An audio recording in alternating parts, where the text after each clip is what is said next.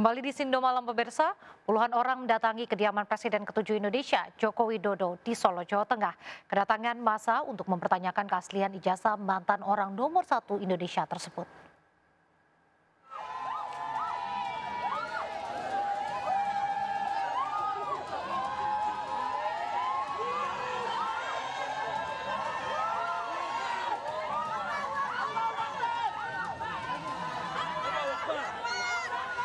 Puluhan warga dari tim pembela ulama dan aktivis berdemonstrasi di depan kediaman Presiden ke-7 Indonesia, Joko Widodo di Solo, Jawa Tengah, untuk mengklarifikasi keaslian ijazah mantan orang nomor 1 di Indonesia tersebut. Massa sempat bertahan di depan pintu masuk kediaman Joko Widodo meski berbarengan dengan ratusan orang yang sedang antre untuk berfoto bersama Joko Widodo. Joko Widodo pun memberi kesempatan kepada perwakilan pendemo untuk berdialog di dalam rumahnya. Namun perwakilan pendemo menyebut tidak mendapatkan jawaban yang memuaskan. Pak Jokowi, Pak. Ketemu Ya. Terus gimana Pak? Ketemu Barusan Pak gimana Jokowi Pak? dan Pak Jokowi kita minta satu silaturahmi, dan yang kedua adalah ya beliau kita minta berkenan untuk bisa menunjukkan ijazah aslinya, baik itu SD, SMP, SMA atau khususnya karena baru kita dari UGM, ya S1 UGM. Nah, ditunjukkan tidak ditunjukkan. Beliau tidak mengembalikan pengadilan. Kalau pengadilan langkah apa TPUA setelah ini? Hah? Langkah TPUA setelah Ya itu ini tadi itu soal gugatan keterbukaan informasi publik. Satu KIP kan. Jadi diminta nantinya dibuka dong. Sebenarnya yang kita butuhkan rakyat atau masyarakat ini adalah bagaimana sebenarnya masa 10 tahun gitu kan menjabat sebagai presiden tidak bisa sesuatu tadi juga keluar tuh ini sederhana loh, ya itu sederhana gitu, seandainya dikeluarkan saja kepada masyarakat ini loh gitu kan ijazah asli saya, selesai. Nanti soal pengujian atau verifikasi itu urusan yang lain gitu kan, sebetulnya itu.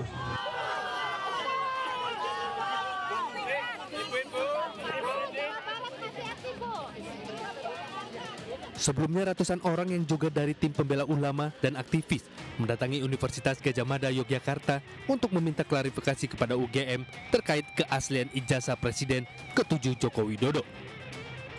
Perwakilan massa menyebutkan bahwa isu ini akan selesai jika Presiden ke-7 Joko Widodo memperlihatkan ijazahnya kepada khalayak.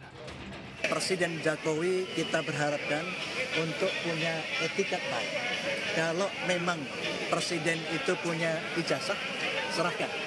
Saya meyakini kalau itu diserahkan selesai masalahnya. Tetapi ketika di pengadilan kita melihat proses hukum itu berjalan, orang yang menuduh sementara divonis hukum, tetapi belum bisa dibuktikan di pengadilan ijazah itu ada atau tidak. Oleh karena itu hari ini tim pembela ulama dan aktivis dari Jakarta hadir dalam rangka klarifikasi dengan pihak UGM untuk menentukan apakah ijazah itu asli atau tidak. Sementara itu Joko Widodo selalu menyampaikan dirinya benar-benar kuliah di Fakultas Kehutanan UGM dan ijazahnya resmi dikeluarkan oleh UGM. Dan sudah disampaikan tidak hanya sekali oleh Rektor UGM hingga dekan. Dari Solo, Jawa Tengah dan Sleman, Yogyakarta, Heru Trijoko, Septiantoro, iNews melaporkan. Polemik ijazah asli atau palsu Joko Widodo terus berlanjut karena sudah menjadi fitnah dan pencemaran nama baik dirinya. Mantan orang nomor 1 Republik Indonesia tersebut akan menempuh jalur hukum. Meski demikian, Joko Widodo sempat menunjukkan seluruh ijazah dirinya, mulai sekolah dasar hingga kuliah, kepada seluruh awak media yang datang di dalam rumahnya. Namun Presiden ke-7 Indonesia tersebut meminta seluruh awak media untuk tidak mengabadikannya. Atas polemik ini, Joko Widodo akan mempertimbangkan membawanya ke ranah hukum dan dirinya siap menunjukkan ijazah asli jika diminta hakim pengadilan. Jokowi menambahkan bahwa pihak-pihak yang menuntut dirinya tidak berwenang mengatur dirinya terkait penunjukan ijazah aslinya. Alhamdulillah sudah saya terima tadi di dalam rumah. Karena apapun beliau ini ingin silaturahmi, tentu saya terima dengan baik. Kemudian yang kedua, karena beliau ini meminta untuk bisa saya menunjukkan ijazah asli, saya sampaikan bahwa tidak ada kewajiban dari saya untuk menunjukkan itu kepada mereka. Dan juga tidak ada kewenangan mereka untuk mengatur saya untuk menunjukkan ijazah asli yang saya miliki.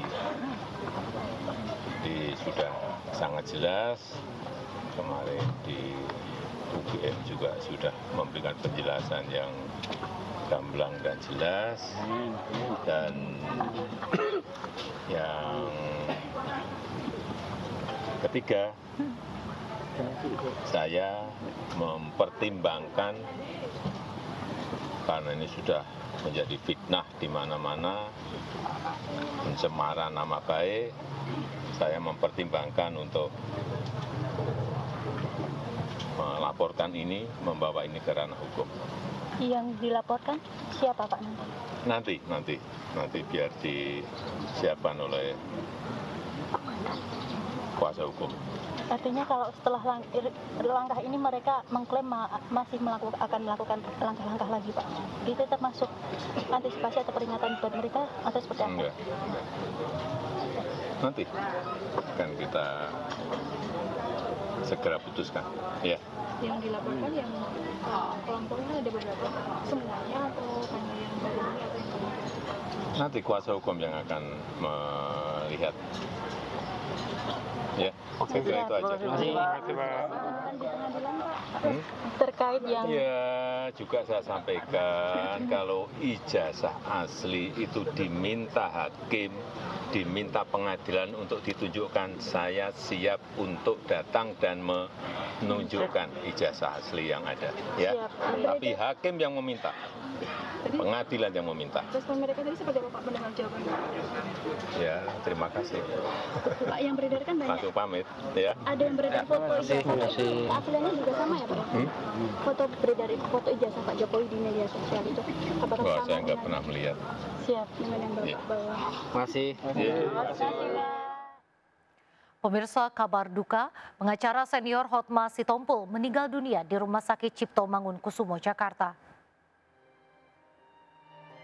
Di usia 68 tahun, Hotma tutup usia pada pukul 11.15 siang tadi di ICU RSCM Kencana, Jakarta. Belum diketahui pasti apa penyebab meninggalnya Hotma Sitompul. Semasa hidupnya, Hotma dikenal dengan sepak terjangnya di dunia hukum, khususnya dalam menangani sejumlah kasus besar dan kontroversial. Salah satu kasus yang ditanganinya adalah pembunuhan gadis cilik di Bali pada 2015 bernama Angelin.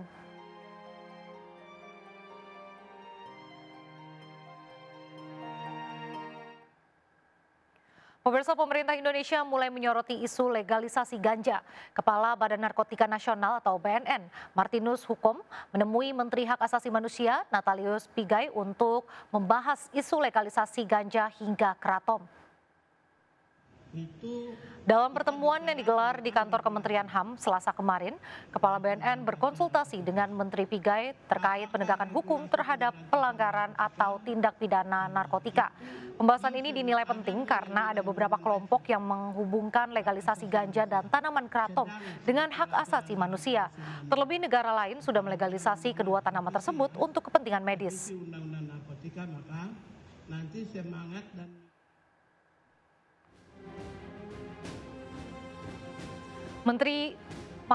Meski demikian, Menteri Pigai mengatakan pihaknya menolak legalisasi ganja dan kratom karena dinilai tak sejalan dengan hukum konstitusi HAM internasional. Pigai juga memastikan nilai-nilai dan prinsip hak asasi manusia akan menjadi poin penting yang diperhatikan dalam revisi Undang-Undang Narkotika.